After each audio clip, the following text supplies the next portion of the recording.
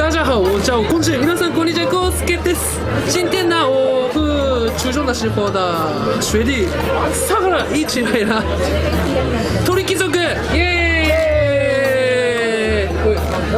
你好，我叫夏亮。じゃあね、まずは乾杯からいこう。乾杯。肉美味しそうだよ。肉、あ、いや肉しかないでしょ。肉しかねえよ。きた。いただきます。ママこれ。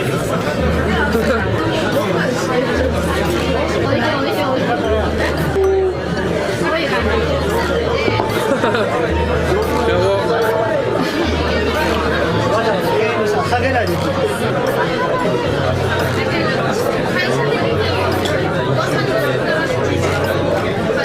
あ、でも、お。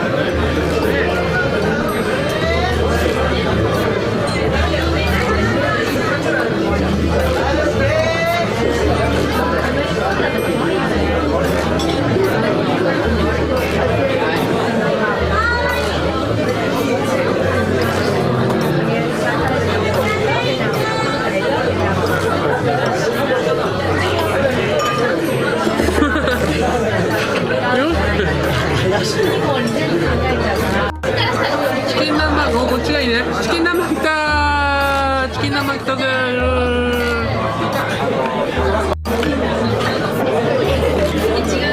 チーズやべえ。これチーズやべえ。おお。チーズ率高い。チーズ率。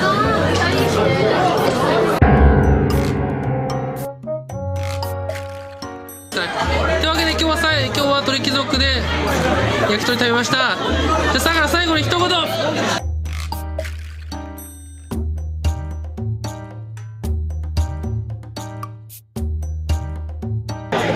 鳥貴族最高。というわけで今天就到这里，那大家在微博、微信、Twitter、好友吧，今天谢谢你的收看，那么。